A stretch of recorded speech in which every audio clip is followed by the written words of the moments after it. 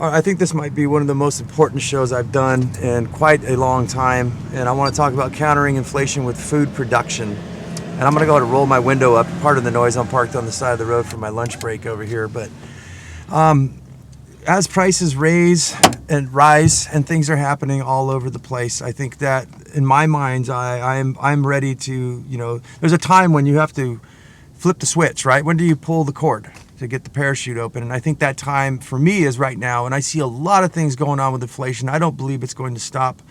They're going to keep going, and things are going to continue to get more expensive. If they did, let's just talk about that first before we get into food production. If they did lower rates right now, if you're economically savvy, you can probably understand that because everything's so expensive right now with the rise of inflation, a lot of people aren't spending money, and the feds love that. It's the Federal Reserve. So they're raising, what they plan on doing is tapering off, not raising so much, they say. And then a lot of experts say that once they taper off, they're going to raise it even higher. They have to do it. If they stopped rates and reverse course and did a pivot, as they say, and everything started to come down low, what's going to happen? Everybody's going to start buying things, and then we're back in the same spot we were, which a lot of economists fear. That if they do that, it's going to ruin the economy pretty bad. It's going to help it at first, another round of stimmy checks, but why sit here and guess?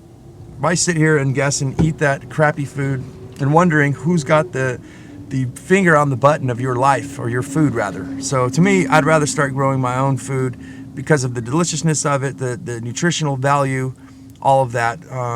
And we'll get into all that today. But let's talk about one of the things I looked at with growing my own food was brassicas. For those of you who don't know what a brassica is, that is the cabbage family. That's arugula, cabbage, Brussels sprouts, broccoli, cauliflower. All of these are in the same family. And what problem do they have, at least in my area? Aphids. And I believe in a lot of areas. I know we have people all over the world tune in. I don't know which country you're in, but here in the United States, in southern United States, these aphids just run rampant. And I mean, they're out of control. I've tried every single thing that I can do. I almost just gave up. In fact, I did give up, but I'm trying it in a new angle. And that's what I love about the teachings of permaculture and mindset, as I love to talk a lot about on the show, is how could we see this? How could we switch this around and flip it, upside down, try something different? And the way to do it different, if you absolutely need to have that flavor of brassicas, of cauliflower and broccoli and things like that, why not sprout them? Right? You can even do these when you're not even supposed to be able to grow. Like in the midsummer, you're not going to be able to grow. These things are going to bolt. They're going to go to flower. That's exactly what a cauliflower, a broccoli head is. It's just a giant flower that hasn't gone to flower yet. And if you leave it long enough, you'll see just a bunch of yellow flowers come out, which are edible too. Not the best flavor, but why not go and do sprouts in a canning jar? This saves you from off-season. This saves you from bugs. It saves you a lot of time. And they're very simple and easy. And for pound and for space, you can grow a whole bunch. For you leather tramps, I think this would be something you could put in a backpack, right? Because it doesn't really need sunlight. It needs some sort of light, but you don't need to put it in direct sunlight. So something to take in consideration there, pound for pound, and it's very cheap. Some people are claiming you can make, I think, a pound of this stuff for 25 cents. That's cheaper than buying it per pound already finished off, a whole head of broccoli, of cabbage, or whatnot. Next is sweet potato production. Sweet potatoes are not a tuber, like in the potato family, right? That's a nightshade family. These are things that, potatoes have a big bulb. It forms off the roots, whereas a sweet potato doesn't have the starch and everything. It's very healthy. It's said through science that Japanese people in a certain region lived longer than most people anywhere in the world because of the sweet potato. It might have been a couple other factors, such as good exercise and stuff like that, but the sweet potato is definitely something to take in consideration, especially if you're diabetic, or you're I don't know about diabetic. I don't know about the sugar content, but it doesn't have the carbohydrates that potatoes and stuff have. So if you're on a low carb diet, these are perfect, but they have lots of protein and very high in nutritional value. And they're a good filler. They fill you up. And you know what, guys? Unlike the potatoes, which a lot of people aren't aware of, potato leaves will actually kill you. They're poisonous, right, if you eat enough of them. Whereas sweet potato, you can actually put them in stir fry. So it's edible from the leaves and also the roots. So what I like about these plants is that they're very, very strong, the sweet potato. if you're able to do a system like I have in burlap bags where you're able to place them together, what's going to happen is you basically just take a sweet potato you can buy at the store, buy an organic, stick it halfway inside of water like you do an avocado seed, and what you're going to see is a bunch of shoots coming off. And as those shoots start to come off from the eyes, there's roots going to come down. You simply just break that off, and bam, you've got a little planting. So if you put yourself a bunch of burlap sacks together, and about 5 gallons a piece, and stuck these little roots in each one of those, and push them all. What I have found in my experiments in biodegradable container gardening, my invention of farming that I do of gardening, that the roots will actually penetrate through the canvas into each bag. So what's happening is these bags keep penetrating and penetrating with the root system, and that's what a sweet potato is. It's part of the root. What happens is it starts to spread and spread, so you can have this perpetual amount of sweet potatoes as you keep adding sacks and following the pathway of the root system of the sweet potatoes. And then to harvest, very simple. Just pick it up, shake it upside down, harvest your potatoes. If you can get any shoots, plant yourself some more, and just keep this going on like a checkerboard, on and on and on. Right now, in 2023, sweet potatoes are around $2 a pound.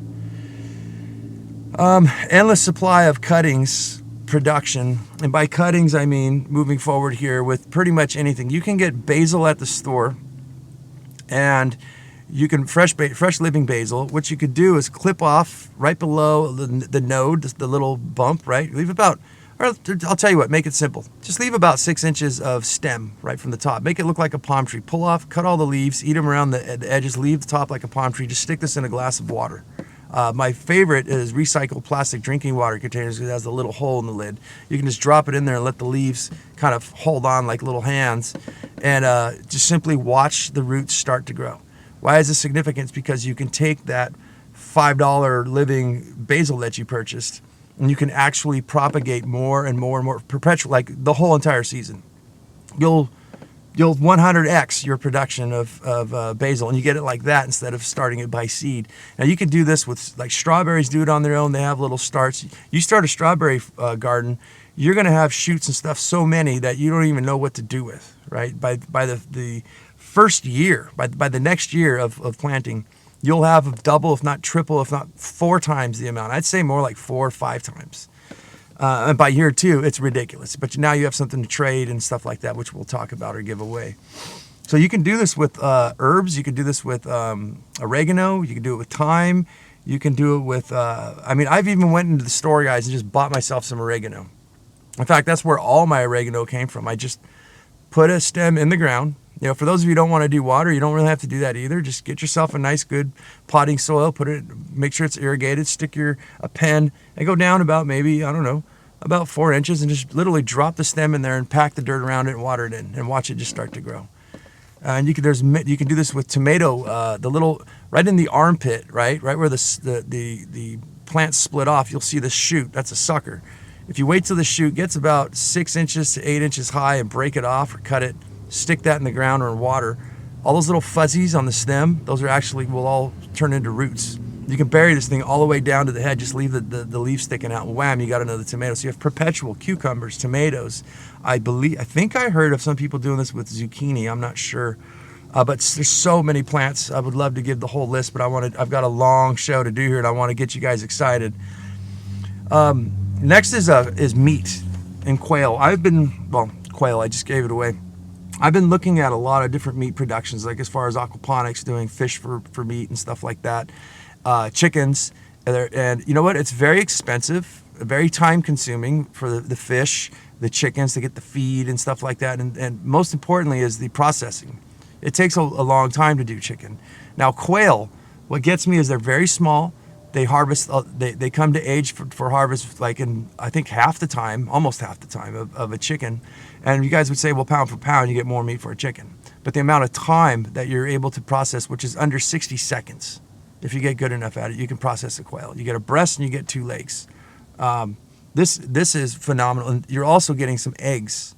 So quail are small and they're quiet. They're not very loud like chickens are, so you don't really have that problem, especially if you're in the city. So one of the things I see the problem with quail, though, like raising any livestock, especially when you fringe live like me out in the country, right outside the city, you get such things as coyotes, and other animals, I think raccoons and stuff like that. So one of the things to do, the way I see it, is you could either do these in little baskets. I forget how many. I think it was a 2 by 1 foot little cage. You can raise up to 4 hens. They like to be together, right? They don't like to be separate. You could actually buy yourself a male and keep perpetuating this in a garage space. You know, a single garage space. You can grow all the quail you can eat. I prefer to let them out in nature. The thing I look at is to build yourself a hoop house. It's the cheapest thing that you can do. And what you're going to do is make yourself an aviary.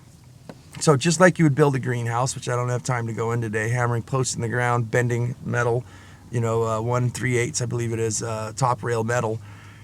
Send those all out. And what you're going to do is use chain link fence. That is, if you use anything else, the chicken wire or something like that, the coyotes most likely will break through it. So a chain link fence around the whole edge or the whole top. And you're also going to want to use chicken wire on top of that to keep out smaller creatures such as rats. And I don't even know if you can keep rats out with the chicken wire. At least very large rats, because they're going to come in and try to eat the residual feed and stuff like that. So my idea is to build like a 50 by 12 footer, this long thing that you can use. You can double this up as a greenhouse, which I did put in my notes here in the off season when you're not raising quail. The thing I want to finish off with the chicken wire is what you want to do. The name of the game that is the trick is to, now you don't even have to really bury it. Just take your wire down to ground level and then lay it flat on the ground about 3, maybe even about 2 feet. Take about 2 feet past laying flat like a doormat. If you guys can imagine that, for those of you not watching and listening to the show on the podcast. Then I want you to bury it with mulch or dirt or something. And the reason why is the coyotes and animals are going to come to that edge, and they know to dig under fences and doors and things like that. And what's going to happen? They're going to dig, and their claws are going to get stuck in that chicken wire and that chain link fence, and they'll finally just give up. And there's no way a coyote is going to chew through the wire fencing, the chain link. There's no way they're going to bite through that. And the thing I like about, I guess I mentioned about the quail for meat production is how fast, right? And you can time whereas with chickens, you're going to spend a lot of time and you're married to the farm, to your area. So what's going to happen is that over time, what's going to happen is you will not be able to leave your property. You have to be there for your animals. I got to roll this window down, guys. It's getting hot in here. I'm actually on the side of a road here. If it gets too loud, I'll roll it back up. Oh, fresh air.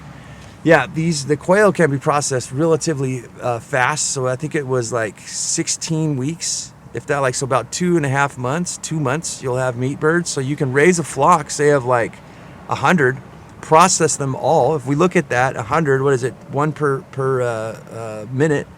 That would take you about an hour and a half, I would say, total of setup time. So in an hour and a half, you're done. And you can go off with your, in the summertime, let's say you do these in the spring and you do them in the fall. I prefer my summertime to go camping and do things like that. So you have that whole span of 3-4 months where you can just take off and you don't have to be married. You don't have to ask someone to watch, your farm for you. Moving next is my thoughts on worm casting versus compost. And everybody's into compost. And the thing is you got to know what you're doing when you do compost. You got to have layers. There's lasagna layering and stuff like that. Most of the time you've got to turn compost.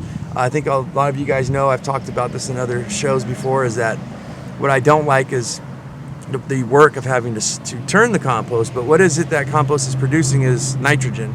Nitrogen is a gas. Even if you bury it in the ground, it still will find its way up eventually. But being in the ground, it is almost neutralized. It's kind of stable a lot more than being out in the open. And then if you guys want to take a look at this, get yourself a 55-gallon drum, load it up full of compost, process it, do that little tumbler thing, and then watch how you get maybe half a 5-gallon bucket. You'll probably get about a 5-gallon bucket out of 55-gallon, maybe a little bit more, depending on the matter and stuff you put in there. So that's why I like worms.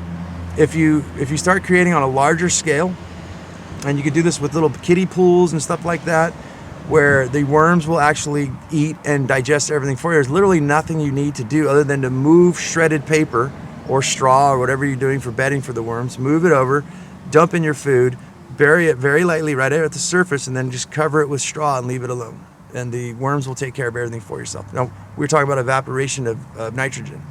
The worm castings actually go and encapsulate this stuff, and we've talked about this before, where it actually puts like a donut, a Band-Aid, a sausage. There we go. It's like a sausage link. They eat it, they digest it, and their poop comes out, and it's got this casing that holds and it actually allows the nutrients to come out slowly, just like a slow release fertilizer. The other thing it does is it creates a root stimulant.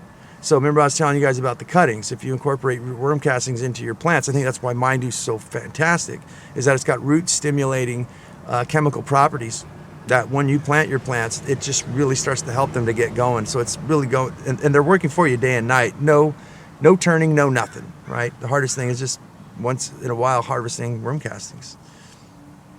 One of the big things I look at with myself, I'd like to get a little more is organizing a community network. And it's, you can do a lot of things yourself. Unfortunately, where I live, a lot of people just want to do things themselves. So I kind of have to come up with ways and, techniques and stuff. But it would be a heck of a lot easier if we had a community network. This way we could buy chicken feed, quail feed, right? Seeds, all this stuff we're talking about. We could trade amongst ourselves with seedlings that we grow. Remember those strawberries we were saying? You can go to your buddy's house and say, dude, I'll trade you like 20 strawberry stars for like, an 18 pack of eggs. And we can work together, I said, to buy the feed, chicken feed and stuff by the pallets, by bulk. And if somebody needs to leave and we need somebody who knows what they're doing to kind of keep an eye on our place, our garden, and our animals or whatnot, you can swap. So there's so much more power in community. I just wish that people would get their heads out of their rear ends and look at the prosperity of grouping up together instead of doing everything ourselves. But I guess that takes time and finding the right type of people. Next is utilizing vertical spaces. This is just, if we think about a house, you think about building a house. I don't know if this is a good example, but if you have a single story house and then you pay taxes, right? And you want to put another room on the house. Well, as they say, the air is free. You don't have to pay. As soon as you start expanding out, you're taking up more real estate and you have to pay more taxes. So I kind of like this idea of vertical gardening because it's so much space that we don't even use. You can imagine, like Mark Shepard explains to us, you got a flat piece of paper and you're harvesting sunlight. Well, what happens when you crease that piece of paper up into multiple levels? And now we look at the surface, right? Of amount of space from flat to pointy. What's happening is you got maybe 1 foot of height, 2 feet of height, 3 feet, 4 feet to 5 feet of this space. Imagine that paper being sealed up like an envelope, right? I don't know how you say to crease it. What happens is that paper shortens, and now we're able to stick like 3 more pages in that space. Look at the amount of real estate that's in the air, in the sky, when we start to lift things and utilize vertical space for not just photosynthesis, but for space itself. So we're getting a heck of a lot more. And guys, it's not that complicated, really. Cucumbers and melons and anything, basically tomatoes. You can run a string off a tree, a wall, a rooftop. You can build yourself a little pipe trellis and just tie little ropes to your by your garden, anchor them down, tie them to, if you're doing container gardening, have things climb and have things have multiple uses, right? You can spread these out kind of thin and actually grow lettuce in the wake of the shadow with the dappled sunlight in the middle of summer, so they're nice and cooled off, but they're still getting just a little bit of light. So there's many, many ways that we can utilize vertical spaces. My next up is Moringa, the tree of life, as it is called. And it is it's sweet, the small little shoots that come out. It is said that it has a lot of medicinal values and just jam-packed of nutrition. So basically keep any living creature on earth alive, right? If not maybe alive, I think they're claiming... Unknown caller. They're claiming that it would be, let me turn this phone down here, claiming that it would be like high nutritional, like not only will you survive, you'll actually do very well. So when I think about Moringa, why would it be significant? What would we do? We would use it as fodder for animals and to feed ourselves. And one of the funnest things that I would love to do is go into the parks, grow myself a bunch of seedlings and just stick them in between trees up on the hillside, where you can tell it's neglected, but there is irrigation there. And just watch these things start to take off. And what will happen is that the forest, the people will come in, I'll probably get in trouble for saying this, they'll probably cut it down, and when you cut it down, it lives by its roots in the ground. You did nothing to it. It's going to come back 10 times fold. You can literally, as I said, propagate. You can chop off a huge branch, stick it in the ground, and wham, everything's going to start to grow. It'll just start rooting on its own. So really cool for fodder for your worm castings, because I think that's the big problem we have to worry about in the future is feed for not just ourselves but our animals, say our worms. If we're gardening, we want to produce our own fertilizers, and that's one of the big problems we have in the world right now is that Russia supplies like 40% of the nitrogen to the world, and now with the war and everything, they're not supplying anything, and that's hurting countries. Other countries are just like us, sitting ducks, waiting for another entity to be able to supply us with not just food, right? With stuff to grow food. We can't even grow food without the nitrogen. So that's how I feel we are sitting ducks right now, why all this stuff is relevant towards living, a sustainable, resilient life. So I've been foraging in my area. Right now is getting closer to spring, and the stinging nettle. It's February 1st, I believe, today when I'm recording this show. The stinging nettle is already like 2 feet tall, and I kind of missed the mark this year. I wanted to make some. It tastes like spinach, where you could boil it basically to get all the poison, the itchy stuff off the end, the burny stuff. It actually just disappears in the water. You drain it, boil it for about 2 minutes, and then put it in a strainer. You can rinse it if you like, and then add some butter and lemon, salt, and pepper to that, and it tastes just like spinach, guys. I think it tastes better than spinach. But yeah, I got cheeseweed. The leaves are you can treat like spinach as well. You can eat the seed. The seeds taste like green beans. We've got needle bush growing. We've got all kinds of different wild edibles. There's sprouting up miner's lettuce. A lot of these things sprouting out that for just certain times of the year, I think have some sort of medicinal values in them. And I think it's very wise for people to utilize that around where you live. Just make sure you go to a place like the foothills or someplace where you're sure that they're not spraying chemicals and pesticides and things like that. And I am very fortunate to live next to the ocean. And foraging in the ocean to me is just phenomenal. You can take seaweed home. We have an abundance here in Southern California. Just get yourself a sack and just pull it. I mean, sometimes you can just walk along the shore and just pick it up, throw it in a bag, and throw that in your compost and see what happens. The story is that the Irish use it to replenish their soil and actually help them save their lives by just throwing seaweed and plowing it into the soil there. But there's clams, there's fishing, there's anchovies, there's stuff, all kinds of halibut and things, fish right here in the ocean. And in Oregon, what I used to do is go crabbing. And it's basically, it looks like two hangers tied together at the bottom, and where the hook would be, there's like this little string that attaches. There's a spring that keeps it open, right? And you stick a piece of frozen chicken in the center with a zip tie, and it lays flat. And then it has this little stand with a ring on top, and when you pull the rope, it closes the bag up, these two hangers, and then you pull it in, just like you're fishing. And that was pretty cool, getting Dungeness crab right there off the shore.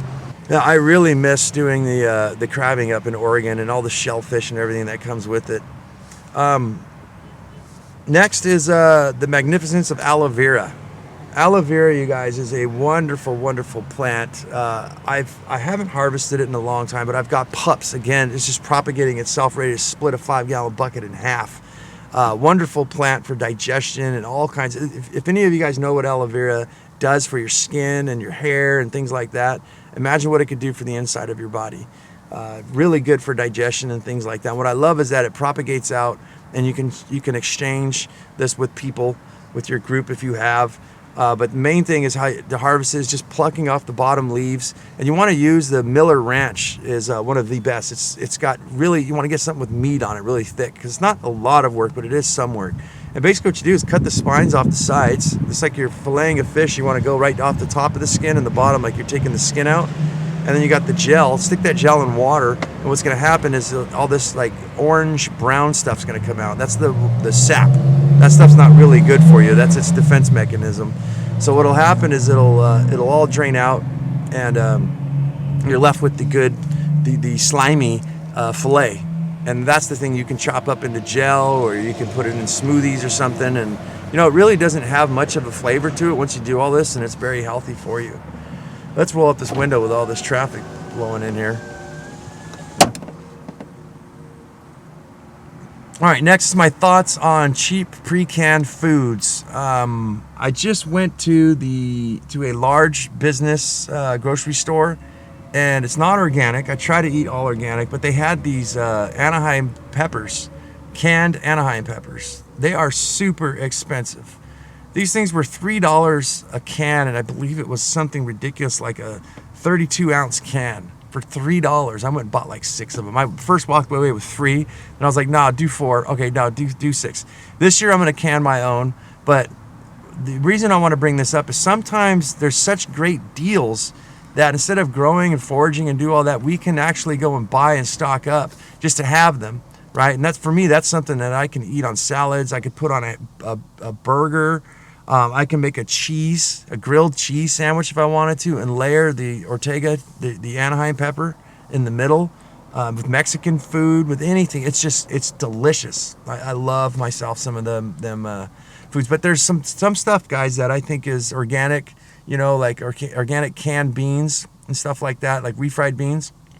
I'll go ahead and eat those. They don't give me the gas like regular beans do, and they're already pre-cooked, and in a pinch, it's very quick, right? That's one of my staple foods is bean cheese, burritos for me and my kids. So yeah, consider getting some of those canned foods when they're on sale, because like I said, you can't even grow it for that price. Now what they're doing to it, preservatives and stuff, I don't think that they really need, what my thoughts are on that is that when you're canning, you don't really need to put a preservative. So if they're truly canning things and they don't have to put all these additives and get these chemicals, why would they? It's more profitable just to stick them in water, put some salt, can them, and then seal them up and send them on their way. So that's what I think. Is it completely 100%? I don't know, but it makes sense to me. Creating a mini home food preservation factory. So I was talking a lot to you guys earlier in the year, later last year, about how investing in things like a food dehydrator system, right? A seal mill, a vacuum sealer, a pressure cooker, a canner, all of these things. I have all of these things. So what happens for me when it comes time to preserve food, like fruits and vegetables, and somebody gives me something, herbs and stuff, I have the capacity to not only dehydrate them, but to dry can them. Dry canning means you just put them in a jar and it sucks all the air out and it makes a hard surface on the lid. Like when you buy oatmeal, salt, seasonings and stuff like that, you can literally, you pop the top and it goes, it's got that vacuum seal in there so that the things don't go bad. So having these things, the ROI, you have to look at, maybe it's, $2,000, $3,000, $4,000, $5,000, whatever you're investing in, like a really nice juice presser and stuff like that. But these things for your health and the amount of food that you're able to preserve and make from your own. And I think it's time, guys, not just time to go back to the land and time to start growing your own food, but time to realize, like, look, there's nothing in our food. So this is an investment not just for yourself, but it will actually save you money in the long game. The ROI is for you'll have these things for the rest of your life, is the way I see it. There's no such thing as waste I have here next with juicing and composting. Some people would say, why are you growing so much of that? Well, I grow a lot because I don't know what's going to live. And I know that if these things die, if I can't eat all of this, I can stick lettuce, you can stick broccoli, believe it or not. You can just throw everything into a juicer, especially if you have one of those juice pressers. Because what it does is it mushes up everything, lettuce, beets, whatever you got, beet tops, and then it makes it into this like oatmeal, and then you stick it in a bag, and then it has this compression thing that just has this high, heavy intensity where it squeezes every last drop out. And then after that's done, you can take that pulp and use that for your worm castings, right? So there's never, with juicing, to finish off with that, is that you can juice like 20 heads of lettuce and get just a little half a quart, a pint of juice. All right, and you can just drink that in a second. You're not wasting anything. You're getting all the vitamins and minerals and everything, and then there's no waste with the pulp being able to use for your worms. So that's how I play the game. My extreme survival vegetable survival experiment. And this was pretty weird, guys. So what I did, I beat myself up. I'm my own test subject. What I did when I was off, I think 2 years ago, was I pretended I didn't have any lunch or anything for work. So what I did is I made myself just eat everything as I was at my farm, growing food. So what happens, I had a lot of brassicas. I had a lot of broccoli, a lot of cauliflower, a lot of a whole bunch of arugula. And what happens, I just started munching and munching. I filled my belly up on these things, right? And it takes a lot, especially a 6'4" guy like me with a big old pot belly. I ate a lot. And what happened is my stomach felt really bad. And I said, well, maybe it's just something with my food or something like that, So I kept going on with this experiment. I went and bought, a head of broccoli, and I ate the whole thing. I steamed it. Mainly it was raw. Cooked vegetables don't seem so bad, but I started getting gas, you guys, bubbles in my stomach, cramps, and just did not feel good. In fact, my mouth, I had to force myself to eat this thing. My body was just kind of going, look, enough is enough. So I've come to the conclusion that maybe these plants, especially brassicas, are good, large varieties, a little bit of a lot. Right, so if you're going to do something, especially raw, a little bit of a lot, because it starts to mess with your body, and that's where I look and think that the part of mixing a carnivore with fruit and vegetable diet is the thing for me. That's what my body is telling me. But it was pretty trippy, and I did this because what if this was all you had to eat? What if because I take this very serious, guys. I want to get to the point where I can grow as much of my own food as possible, and I'm every year trying more and more and more things. And realizing that, some of this stuff just does not settle with the body, especially in large quantities. So why would we grow a whole bunch and have it go to waste, or grow it just to feed it to our worms, right? Or chickens, right? It's expensive. It'd be expensive. Let's just put it that way. And a lot of time involved. So that brings me to grow and buy what you eat. So if you're going to grow stuff, figure out what it is that you eat. If we're going to take this food production system serious, you got to make sure you eat stuff that you like. I think a lot of people have a tendency to just buy a bunch of stuff. I want to grow this, I want to grow that, and I wanted all these exotic varieties. Well, like the lemon cucumber, for instance, for me it's not bad. It's not my favorite, right? But it's, something different. But would I grow a whole bunch of them? No, I think I would rather just grow regular old Japanese cucumbers. So things like that. And especially buying stuff too. I noticed in the past, I used to be one of these people too, but I noticed people I know will buy a bunch of stuff. It goes on sale. Like, it was on sale, and it sits in there forever. You don't ever see them eating it. It's a waste of money, waste of time. And if we're going to get serious, we really need to lock down on this. So speaking of investments, which we did a little bit earlier, I want to move on to utilizing a game camera. And boy, oh boy, when I look at my farm of what I'm growing, I can't be there. I spin farm. I don't own the property. Somebody else owns it. I just pay the water. That's my rent. I pay the water for that, whatever I use, and I give them some food. Well, I'm not there at nighttime. Something came in and ate almost all my strawberries, right? I put the game camera on. And what it is, for those of you who don't know, all you hunters, I know what that is. But you could basically put in this little SIM card, and anything that moves, it will start to videotape or take pictures. And so what happened is I started to notice, well, this is where the mice were getting into my greenhouse and how they were climbing my vertical garden. Boy, sorry for all these interruptions. It was really cool because even it has a night vision, so it can kind of really see what's happening, right? So you can go in and move this thing around once you start to try to figure stuff out and find out what exactly is coming in, where is it coming in. And this is very valuable because you can come in and see your strawberries half eaten, not know, is this a mice, is this a rat, is this a possum, a raccoon, is it squirrels, right? What could it be? Is it some sort of weird insect or a bird? So these things are very valuable, something to take into consideration. All right, I think I've went very long. I'll try to sum this up as what I plan to grow. A lot more fruits this year. I bought a honeydew melon for $6. I'm well prepared, right? I don't really look at how much I'm spending most of the time. I know that, I want lots of fruits for my children, more than vegetables. I love to get fruits, papayas and grapes and blueberries and stuff. So I just grab stuff and I put it in there. Whatever it is, it is. I'll buy organic. I don't care what price it is. This is what we're going to eat, and we're going to eat good stuff. So starting to notice these things are getting expensive. So I want to do a lot more fruits like watermelons, honeydews, cantaloupes, and stuff like that. I want to do a moringa tree, but the farm where I'm at, the property owners don't want one on the property for some reason or another. Herbs, I want to do a lot more different variety of herbs and maybe even teas like chamomile and stuff like that. I forgot to mention, you guys did that the stinging nettle. You can actually pick that. It's supposed to be an antioxidant, anti-cancer and everything.